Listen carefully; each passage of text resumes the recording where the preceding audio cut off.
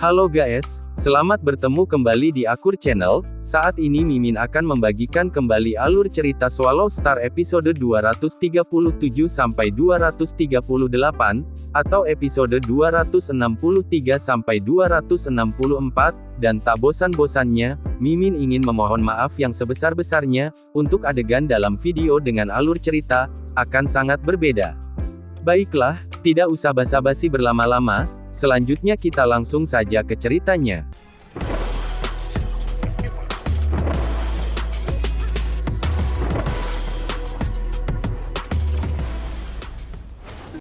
Sementara itu di dunia maya, Pulau Gunung Naga Hitam, dekat Sungai Teluk Bintang 9, ada 3 orang duduk di sana. Seorang pemuda yang tinggi dan kokoh dengan rambut pendek mengenakan pakaian kasual, namun energinya terasa seperti tombak yang siap menembus kapan saja. Di sebelah kirinya ada pemuda botak putih bersih berjubah yang sedang tersenyum. Senyumnya begitu murni, itu membuat jiwa seseorang tertarik. Di samping keduanya duduk seorang pemuda kurus. Aura pembunuhnya sangat berat, seluruh wujudnya sepertinya telah basah kuyup di sungai berdarah pembantaian yang dingin, aura itu mengerikan. Saudara ketiga, kondisi mentalmu benar-benar mencapai batas. Pemuda botak menggelengkan kepalanya dan tersenyum. Kakak kedua, dalam hal kondisi mental, aku tidak bisa dibandingkan denganmu. Aku tidak bisa melakukan terobosan untuk saat ini. Satu-satunya hal yang bisa aku lakukan adalah mendorong batas aku, dengan cara itu setidaknya aku akan meningkat. Luo Feng tersenyum. Dia bisa merasakannya sendiri. Pada kenyataannya, saat dia menghabiskan waktu yang lama di reruntuhan Dewa Kuno Dunia Sungai Darah, dia dipengaruhi selama puluhan tahun oleh aura pembunuhan. Dia awalnya sedingin es di tulangnya. Tapi sekarang dengan invasi aura membunuh, dan dengan binatang bertanduk emas menyerap begitu banyak kristal sungai darah, bahkan di dalam alam semesta virtual Luo Feng memancarkan aura pembunuhan yang kuat. Mendorong batasmu adalah jalan kecil. Dewa Guntur menggelengkan kepalanya. Saudara kedua, Hong duduk dan tersenyum, kamu tidak harus memaksa saudara laki-laki ketiga. Dalam hal pelatihan kondisi mental, dia juga luar biasa. Untuk dapat melatih kondisi mentalnya ke tingkat seperti itu, di mana ia tidak terpengaruh oleh debu atau racun, itu bagus. Kemurnian absolut, penolakan absolut, dan bentuk kemutlakan ini juga merupakan pertumbuhan dalam kondisi mental. Dewa Guntur terkejut, mengangguk, dia bertanya dengan penuh rasa ingin tahu, kakak, tapi ini tetap saja.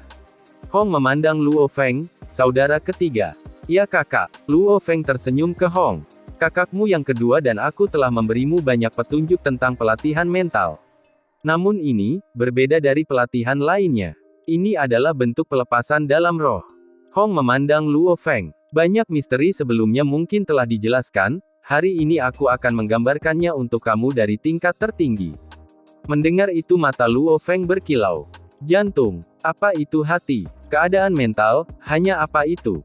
Hong tersenyum. Dari sudut pandang pelatihan prajurit, hati sebenarnya adalah kemauan keras. Kekuatan tekadmu sudah luar biasa, kata Hong. Namun, secara keseluruhan, dari tampilan keseluruhan, kamu masih hanya pada level 1 dari 3 kondisi mental yang hebat. Tingkat 1. Luo Feng terkejut, 3 kondisi mental yang hebat.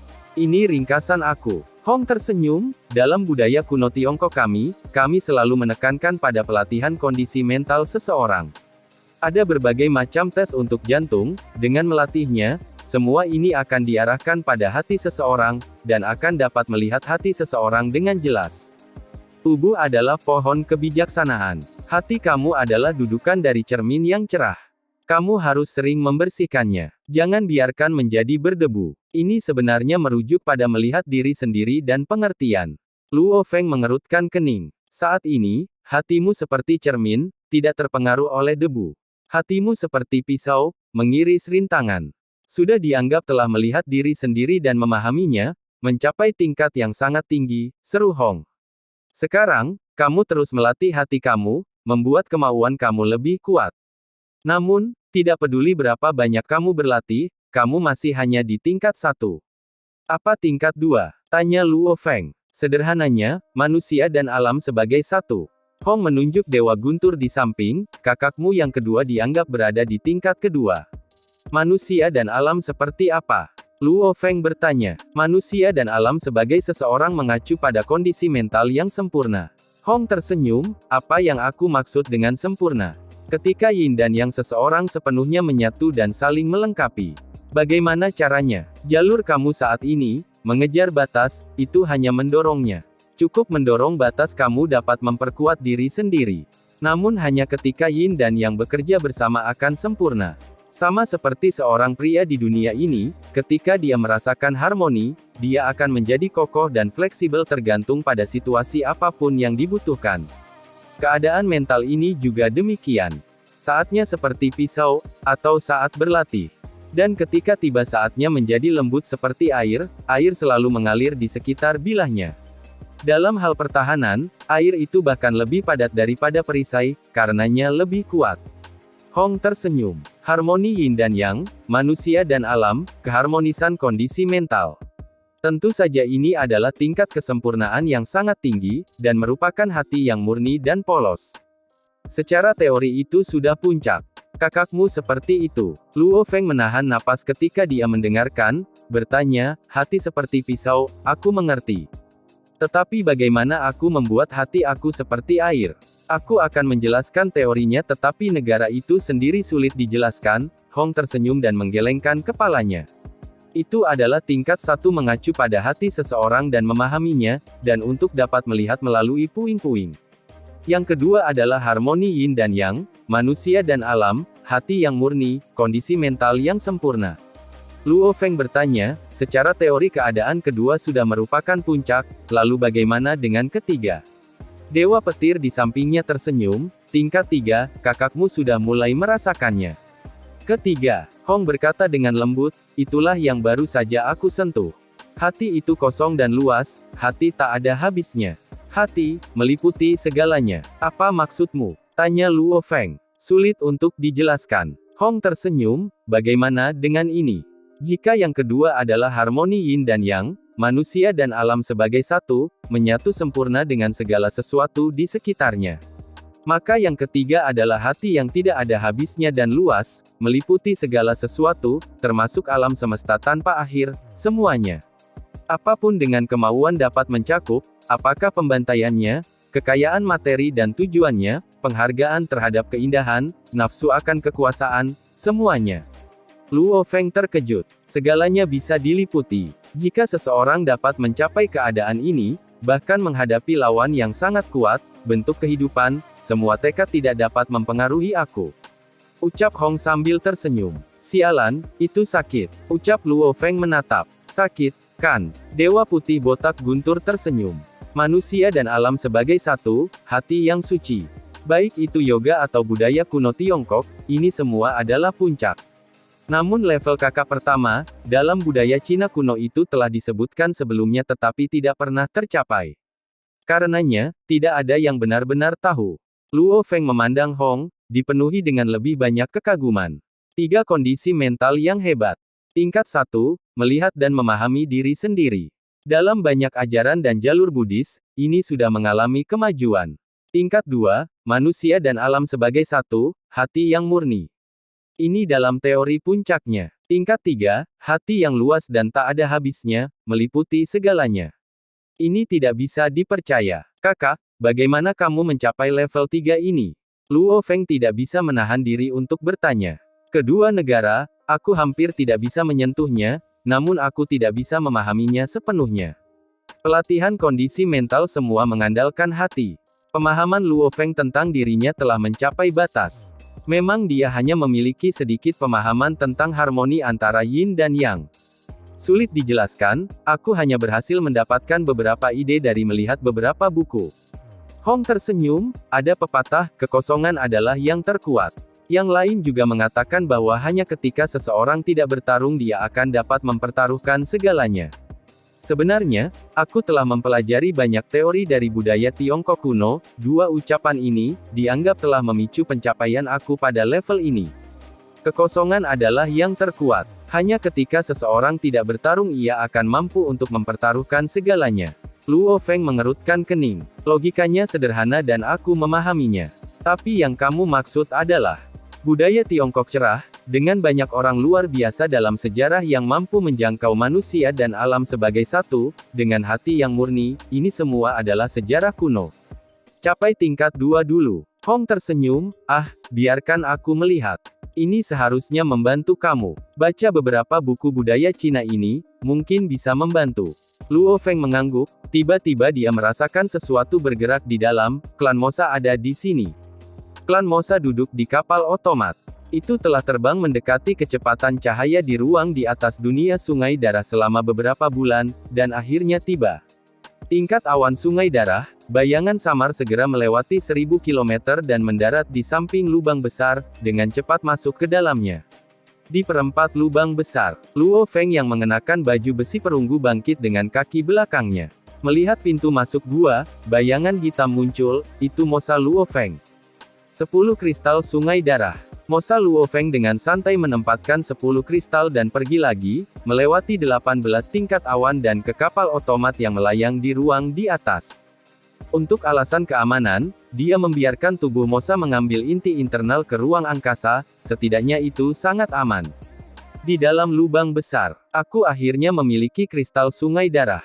Luo Feng mengumpulkan 10 kristal dan mengungkapkan senyum tak berdaya. Terakhir kali aku membiarkan binatang bertanduk emas itu menyerap semuanya sampai tidak ada yang tersisa untuk tubuh bumiku.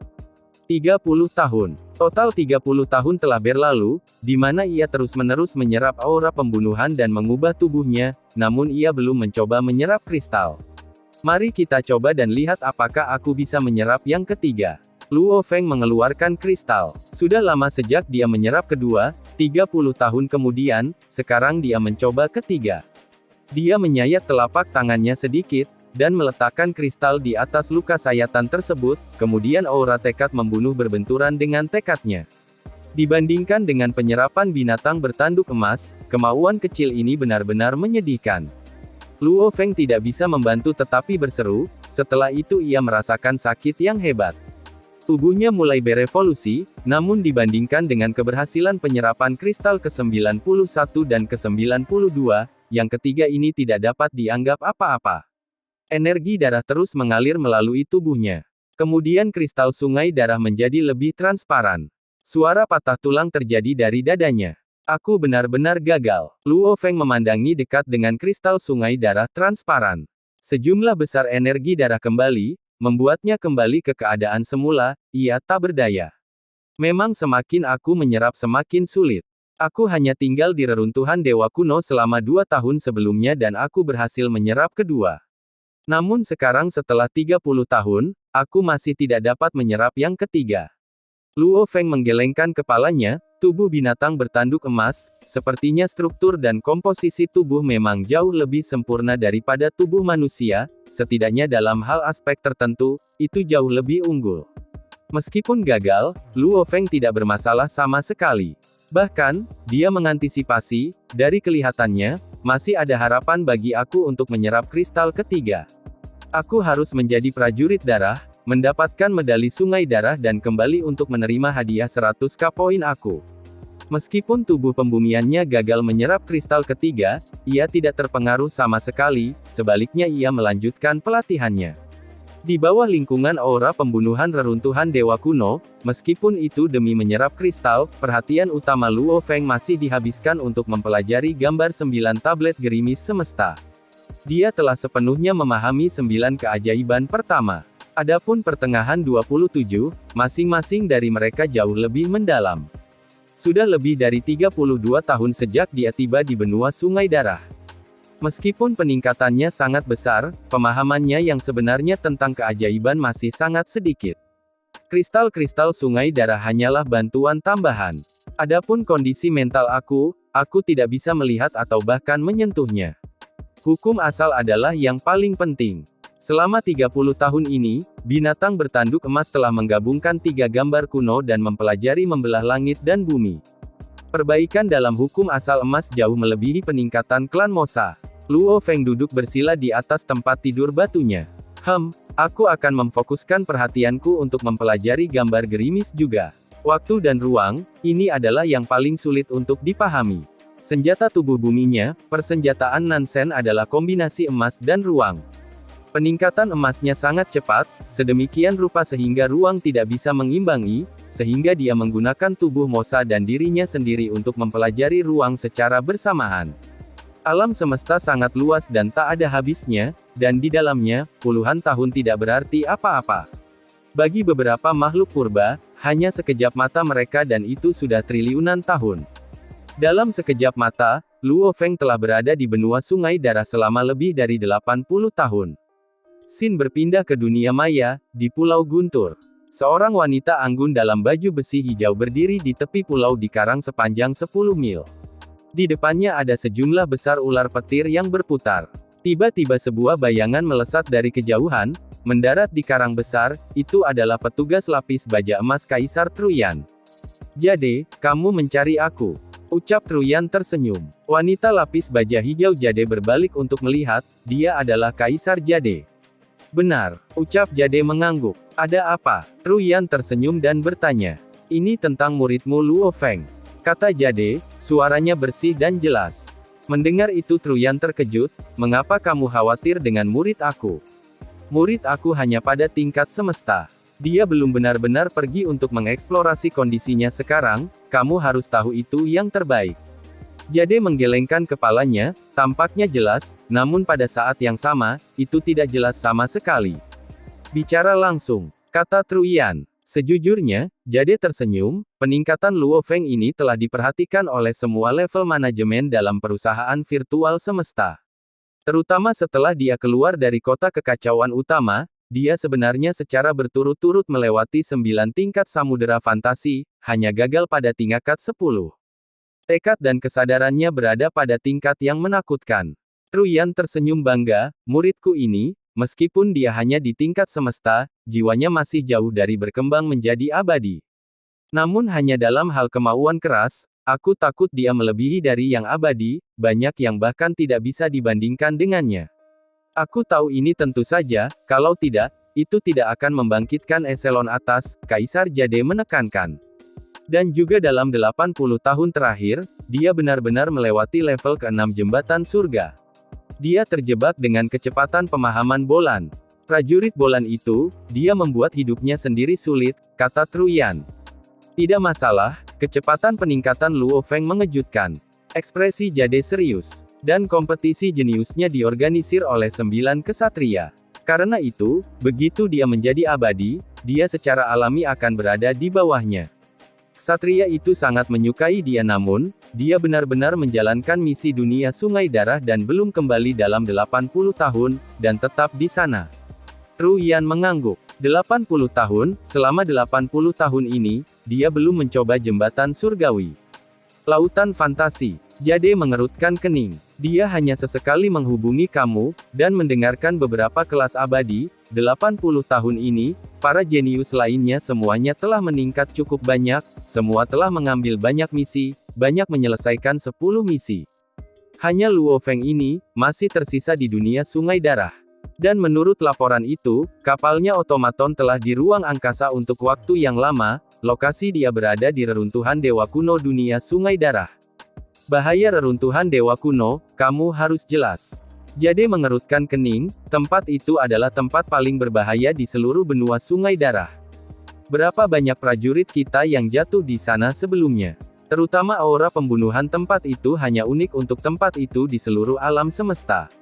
Jika Luo Feng tidak hati-hati, dan dia memasuki daerah dengan jumlah aura yang sangat tinggi, dia akan diambil alih dan hilang, itu sama saja dengan mati. Melihat ksatria tentang dia bahkan lebih tinggi dari Bolan. Dan selama 80 tahun ini, dia sudah berhubungan denganmu. Karena itu aku harap kamu bisa menceritakan situasinya di benua Sungai Darah, setiap bitnya. Jade menekankan, "Truyan, jujur saja, mengambil risiko itu penting.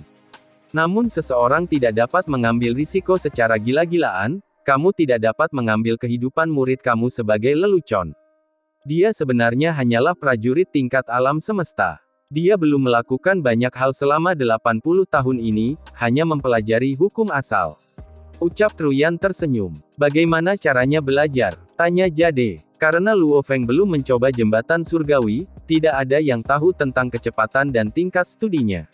Rata-rata, Truyan berkata dengan santai, dari 36 keajaiban, dia memahami 35 dari mereka. Meskipun dia mengatakannya dengan sangat santai, ekspresinya adalah kebanggaan. 35 keajaiban. Jade terkejut. 9, 27, tengah, dan terakhir pertama. Luo Feng memahami 35 keajaiban. Bagaimana bisa begitu cepat? Jade menatap Truyan. Itu tidak mungkin. Selama 30 tahun di kota kekacauan utama, ia hanya memahami 9 yang paling dasar. Dan kecepatan studinya di luar kota kekacauan utama harus 10 kali lebih lambat.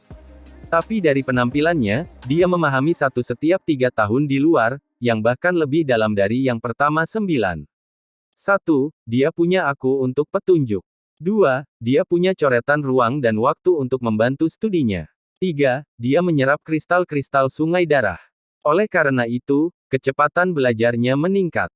Ucap Truyan menatap Kaisar Jade. Juga, dia memang jenius, kecepatan pemahamannya meningkat dengan kekuatannya. Sin kemudian berpindah ke benua sungai darah, di reruntuhan dewa kuno, pada lubang besar. Di perempat lubang besar, Luo Feng membuka matanya. Dia duduk bersila di armor perunggu, 80 tahun, sudah 80 tahun sejak dia datang ke benua sungai darah. Efek dari aura pembunuhan yang membentuk tubuhnya semakin berkurang, namun setidaknya itu masih membaik. Namun dia masih sedikit ragu-ragu untuk menyerap kristal ketiga. 80 tahun ini, pemahaman aku tentang hukum ruang angkasa telah meningkat banyak. Seru Luo Feng. Memahami 35 keajaiban. Dia tidak akan pernah berharap telah melakukan sesuatu yang begitu absolut. 30 tahun kekacauan utama kota adalah 100 tahun di alam semesta yang sebenarnya. Dalam 30 tahun di kota kekacauan utama, ia hanya memahami 9 keajaiban.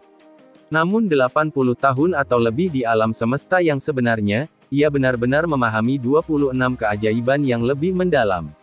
Level dan kecepatan peningkatan ini, memang luar biasa. Ini hanya mungkin karena coretan ruang dan waktu, dan petunjuk Truyan, dengan binatang bertanduk emas yang memicu energi misterius, meningkatkan fusi dengan hukum ruang angkasa sebanyak 9 kali. Menjelang akhir, bahkan binatang bertanduk emas mulai mempelajari hukum ruang angkasa. Ini karena, dalam pelatihan merobek langit dan tanah dan 3 gambar kuno, selama tahun ke-39, binatang bertanduk emas telah memahami, bahwa serangan cakar binatang buas kuno itu tidak hanya diresapi dengan hukum emas, secara bersamaan ia memiliki hukum ruang angkasa di dalamnya. Untuk benar-benar mengetahui serangan kuat dari cakar pertama membelah langit, studi utama binatang bertanduk emas adalah gambar-gambar kuno, merobek langit dan tanah menjadi nomor 2. Karena masing-masing dari 3 gambar kuno itu sangat mendalam. Dan salah satu cakar diinfuskan dengan hukum antariksa, maka binatang bertanduk emas mulai mempelajari hukum antariksa juga. Dengan 3 tubuh yang belajar secara bersamaan, yang mencerminkan pemahaman satu sama lain, terutama pada foto-foto kuno, hasilnya sangat melimpah. Itu memungkinkan pemahaman Luo Feng untuk berkembang sangat cepat. Dan dia menyadari juga, pelatihan kondisi mental dan jiwanya telah menjernihkan pikirannya, memungkinkan dia untuk memahami dan memahami apapun yang dia pelajari lebih cepat. Dari tingkat tertentu, tingkat pemahamannya juga meningkat. Aku pikir setelah beberapa tahun lagi, aku akan memahami keajaiban ke-36. Wajah Luo Feng dipenuhi dengan antisipasi. Secara akurat, kecepatan peningkatan aku sebagian besar karena gambar-gambar kuno. Luo Feng ingin tahu di dalam. Gelombang cakar sederhana itu sudah sangat dalam dan sulit dipercaya. Menggunakan tubuh manusia untuk mempelajari cakar itu tidak berguna. Namun efeknya pada langit dan tanah, binatang bertanduk emas merobek, sambil mempelajari cakar itu, terutama melihat gambar-gambar kuno, hampir terasa seolah cakar itu meliputi segalanya, begitu dalam dan mendalam, sehingga pemahamannya sendiri masih dangkal. Seberapa kuat binatang itu? Luo Feng berpikir dalam, setelah itu dia tidak berpikir lagi dan keluar dari pintu masuk gua. Mengikuti jalan setapak, dia dengan cepat mencapai sisi gunung dan melihat aura merah tak berujung yang berputar. Setengah tahun yang lalu aku mencoba menuju ke pusaran aura pembunuhan dan dapat mencapai titik 9,5 kali, kurang dari 100 meter dari pusat pusaran air. Aku harus berhenti di sana. Luo Feng dipenuhi dengan antisipasi. Aku merasa bahwa aku telah mengalami peningkatan selama setengah tahun ini, siapa yang tahu apakah aku akan bisa memasuki inti pusaran air. Dia bergegas ke bawah dan menuju ke kedalaman aura. Aura pusaran air, tahun-tahun ini, selain belajar, Luo Feng sering pergi untuk mencoba kedalaman pusaran air. Namun setiap kali dia pergi, dia tidak berani mengambil risiko. Karena dia sangat jelas bahwa harga risikonya adalah kehilangan dirinya sendiri karena kegilaan. Dan ini hampir mati. Setelah beberapa saat, Luo Feng sudah mencapai dalam pusaran air besar itu. Pusaran air besar yang hampir seperti darah segar terus berputar, menyeret aura di sampingnya, intinya sendiri tampak seperti matahari merah. Perunggu lapis baja Luo Feng semakin dekat ke pusat langkah demi langkah, semakin dekat dan lebih dekat ke mata badai. Aku benar-benar ingin tahu, apa yang ada di inti pusaran air ini. Luo Feng bertahan dengan kekuatan kemauan aura yang terus tumbuh kuat dan menyerbu pikirannya, semakin dekat dan lebih dekat ke matahari merah yang menyilaukan. Aura di sana setebal darah segar. Pusaran air besar bahkan memancarkan energi abadi kuno, itu membuat seseorang sangat gemetar. Ayo anak kecil, datanglah, kemarilah. Nikmati pembunuhan dan pembantaian, betapa indah dan tak ada habisnya perasaan, godaan tak berbentuk disertai aura kemauan membunuh. Kekuatan tekad yang kuat itu seperti tank yang berbenturan dengan tekad Luo Feng, saat ia terpengaruh, bujukan pun dimulai. Luo Feng lapis baja perunggu mendekat dan semakin dekat ke pusat yang sepenuhnya diliputi aura, menggertakkan giginya untuk bertahan. Milikku, milikku, aku ingin membunuh, aku tahu cara membunuh, semua kemauan eksternal, hancurkan. Istirahat. Tekad Luo Feng sangat solid, karena membela terhadap serangan dan bujukan ini, tidak membiarkan ada dari mereka untuk meresap. Ketika ia perlahan-lahan semakin dekat ke inti, kemauan dan bujukan semakin kuat. Semakin dekat dia terbang ke matahari seperti bola merah, semakin dia berhati-hati. Jarak 50 meter, 40 meter, 30 meter, 20 meter, 10 meter. Bola merah tepat di depan. Itu adalah inti dari pusaran aura besar. Energi kuno yang tidak berbentuk memancar, menyebabkan Luo Feng merasa seolah-olah dia adalah seekor semut melawan naga yang sakti. Bahkan jika aku seekor semut, aku adalah semut yang bisa mengalahkan naga yang sakti. Luo Feng segera meninggalkan rasa takut alami di dalam dirinya, secara bersamaan melangkah ke cahaya merah mencolok, yang membentuk pusaran aura yang lebih besar bahkan dari bumi. Seluruh inti pusaran air kembali ke keadaan tenang aslinya, dan bayangan perunggu menghilang. Inti aura pusaran air, dan di dalam bola lampu merah. Luo Feng perlahan berkembang, namun ia merasa aura kemauan membunuh benar-benar berkurang, hampir seolah-olah ketika aku semakin dekat dengan bola, kekuatan kemauan itu yang terkuat. Namun setelah memasuki pusaran, justru malah semakin lemah. Dia terbang dengan kecepatan yang bahkan lebih lambat dari orang normal berjalan, setelah sekitar 30 meter, sebelum dia masih bola merah tebal. Seluruh Luo Feng menembus lapisan luar pusaran cahaya merah, melihat pemandangan di depannya. Suara yang menembus jiwanya, bergema jauh di dalam kesadarannya. Fonogram kuno tanpa aturan apapun, setiap nada diresapi dengan jumlah energi kuno yang tak ada habisnya. Secara bersamaan, Luo Feng terkejut pada adegan di depannya, dan itu kosong di dalam bola cahaya merah. Tidak ada energi merah di dalamnya. Namun ada ukiran emas yang besar setebal lengan seseorang. Setiap dari mereka sangat kompleks. Ada total 12, 100 hingga 1000 meter ukiran emas panjang, saling menenun dan berputar di ruang angkasa. Masing-masing membuat hati seseorang bergetar, membuat satu orang menyerah. Energi seperti itu dipancarkan dari 12 ukiran tebal. Bersamaan dengan itu, 12 ukiran emas besar memancarkan benang cahaya keemasan, melanda seluruh wilayah. Cahaya emas berputar, membuat ruang di sekitar mereka seperti tanah suci. Lampu emas berputar terus menghasilkan 3 gambar, gambar binatang kadal besar, mengangkat tanduknya ke langit, tangan besar menabrak ke arahnya, menyebabkan binatang itu terbang, melambaikan ekornya yang panjang sampai hampir menghilang dan menyebarkan telapak tangan besar.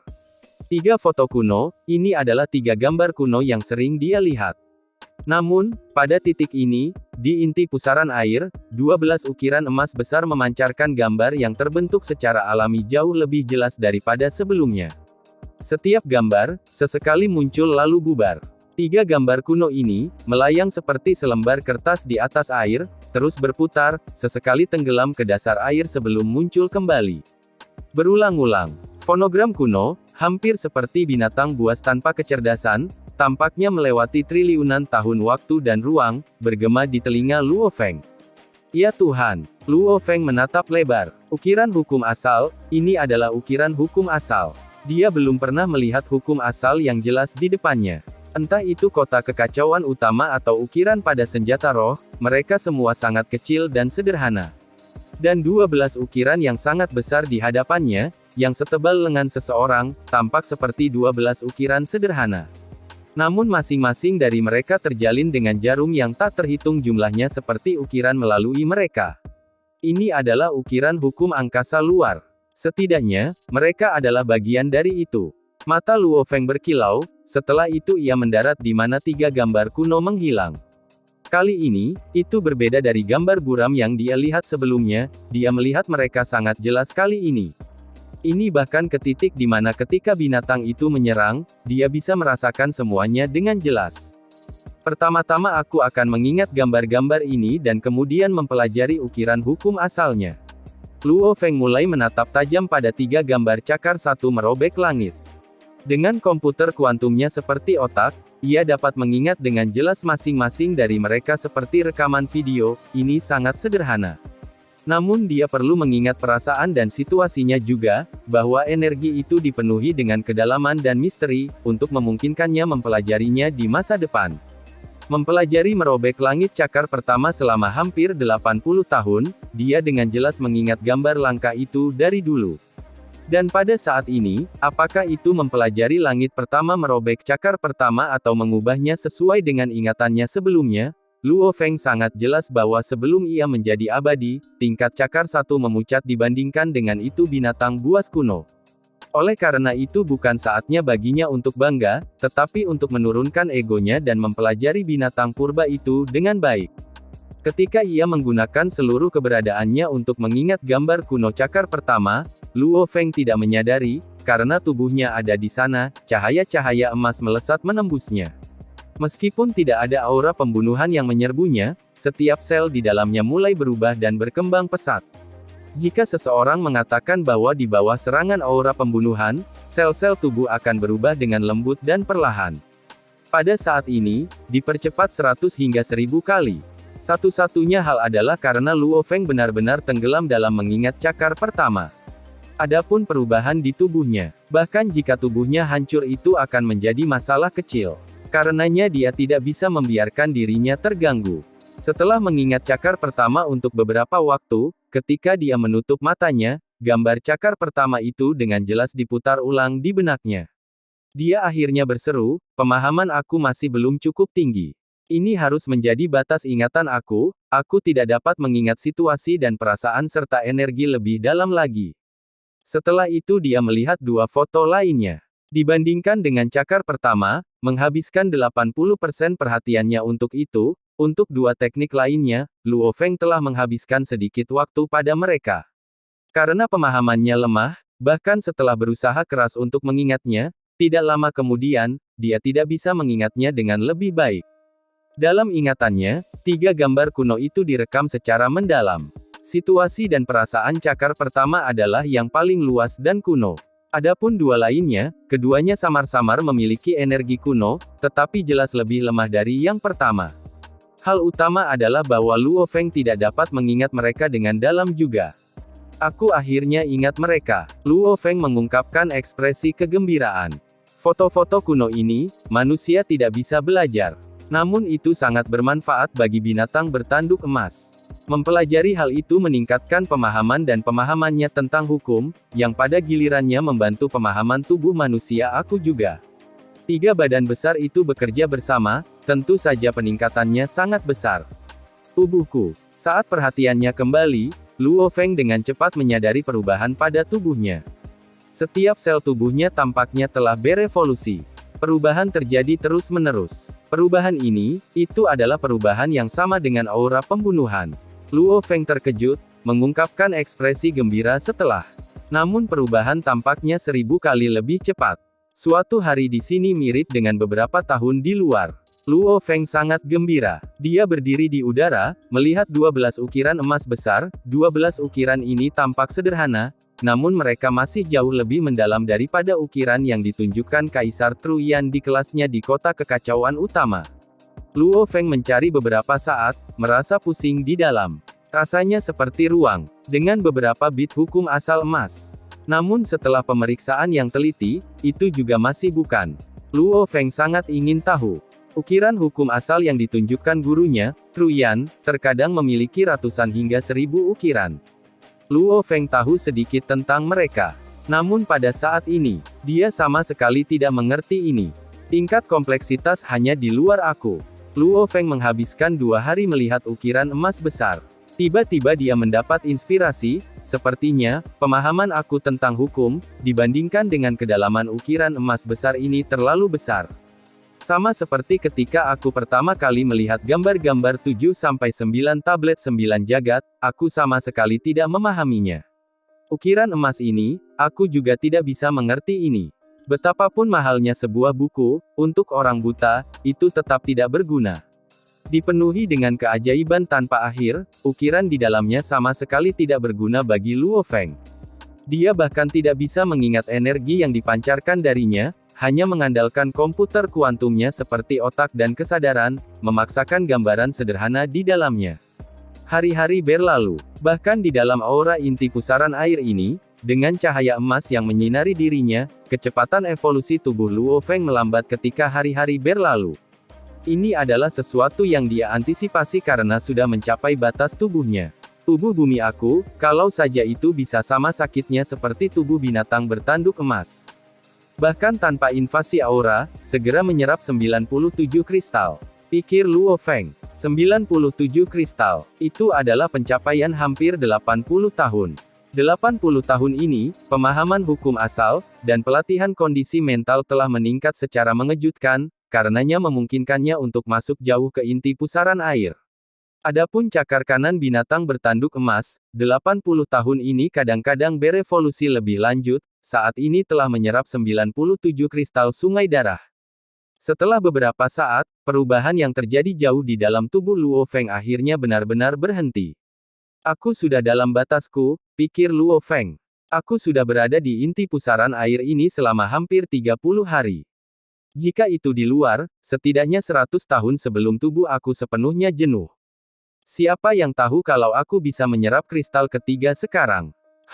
Aku akan kembali ke gua untuk mencoba. Melihat 12 ukiran emas besar yang mengambang di udara, dia berbalik dan bergegas melewati lapisan cahaya merah, dengan cepat menuju kembali ke lapisan luar pusaran air. Dan, adegan ini pun mengakhiri pertemuan kita saat ini. Terima kasih kepada semua yang telah menyimak. Sampai dengan akhir video kali ini, dan juga Mimin ingin mengucapkan terima kasih, yang sebesar-besarnya kepada semua yang sudah subscribe Akur Channel, semoga semuanya dimudahkan rezekinya dan dilancarkan segala urusannya, juga disehatkan selalu setiap saat, dan terhindar dari segala penyakit, amin. Sampai jumpa di episode selanjutnya ya guys, terima kasih.